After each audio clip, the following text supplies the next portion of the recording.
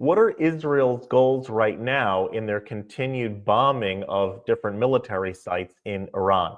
Take a look at this clip over here with Jonathan Concricus, the former IDF spokesperson. He's talking over here on CNN about what their goals and what their aspirations might be in the upcoming days. So watch this clip together and then talk about it. But first, hit that subscribe button over there in the corner. We'd love to stay in touch. Check this out.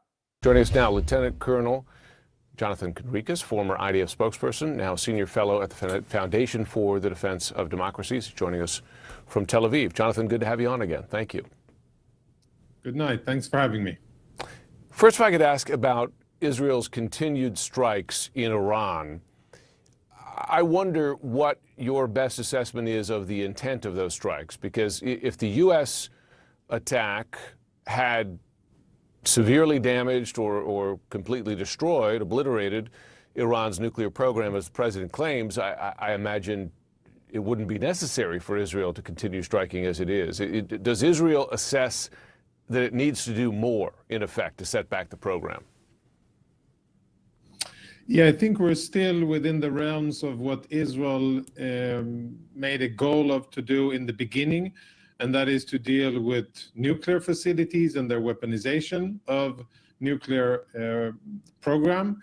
The missiles that Iran has scattered all over Western, but also Eastern Iran, and its ability to continue to project and to fund terror organizations. These are the three key components, with the nuclear being the most important. But of course, the Iranian regime has the ability to fire missiles at Israel. They did so just a few hours ago, and I myself was in a bomb shelter. Yeah. And that's, of course, something that Israel needs to be taken care of and is taking care of. What's the end game then? I've heard some Israeli officials say Israel is coming close to meeting its objectives. Can you describe what the final objective is?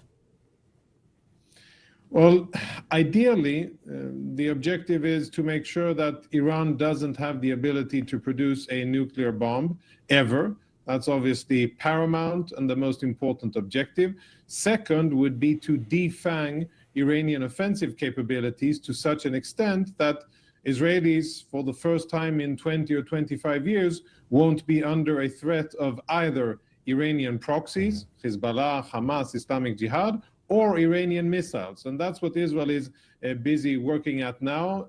Every night that goes on, every day and every night, Israel continues to strike at Iranian military facilities, missile launchers. That's a key component of Iran's offensive capabilities. Israel continues to strike those.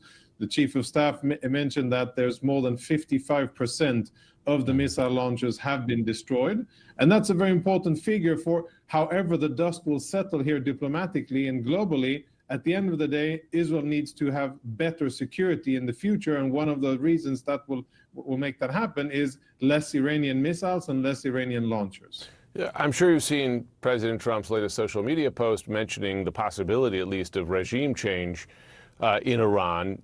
Is that Israel's goal, regime change? I'd say it's an aspiration, and it's something that I am pretty sure the Israeli government and many parts of the defense establishment would like to see happen.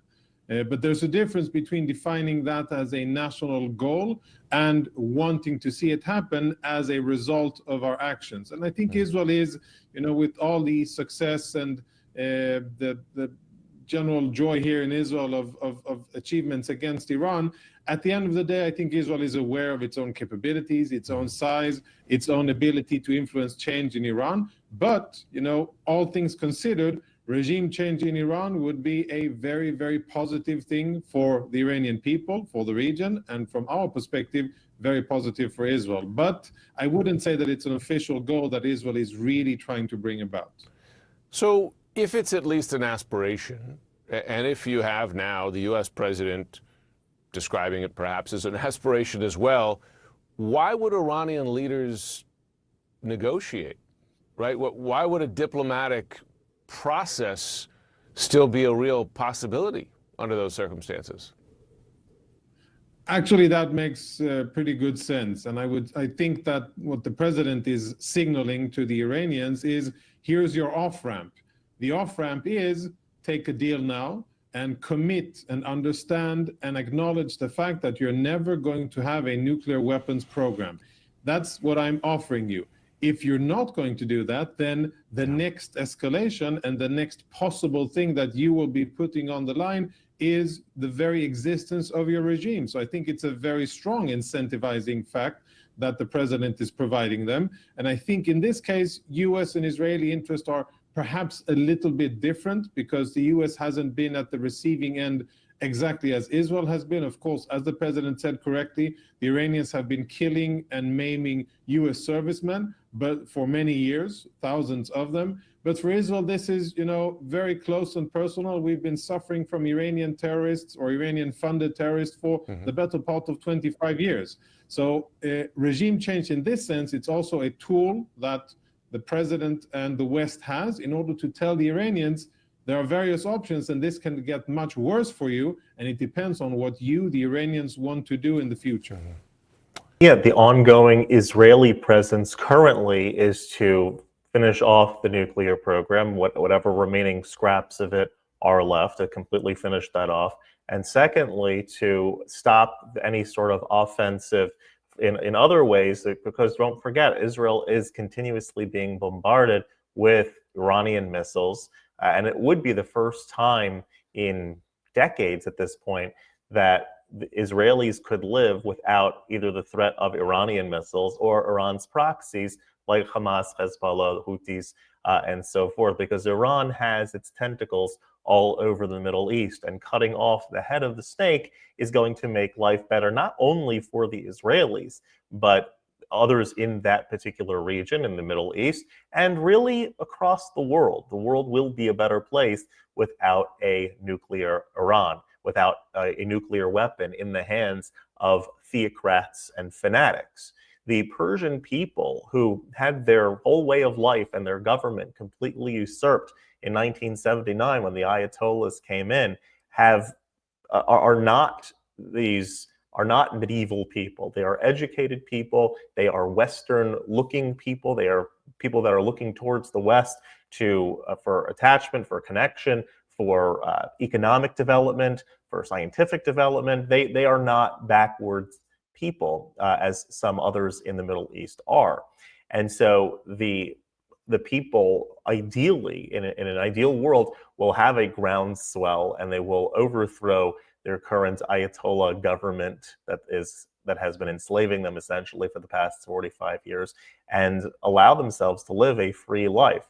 I don't think that that's one of the stated goals of either Israel or the United States. I don't think that's a war objective right now, but and I don't think that it will be. But I think the hope, the aspiration is that the people in their own right, the people in their own efforts, will come together. And the truth is, the crown prince of Iran, the Shah's son, is getting calls from all sorts of head leaders, military leaders, heads of government, and so forth, that are prepared to defect and to become part of his transitional government that would be made should the timing be right and should the people decide that this is what they want. But the vast majority of Iranians as people in the society want a regime change. This is what they are hoping for. And so rather than it being imposed from the outside, which has failed numerous times in not only the Middle East, but in North Africa and other places, rather than it come from an external regime change, it should be something internal that's truly wanted, that they organically work out themselves, and let it come in a quick and seamless way without any external pushing or nudging and enforcing. Let it just come and let the region and the world be a better place for it. If you like this content overall, hit that subscribe button over there in the corner. We'd love to stay in touch. Take care.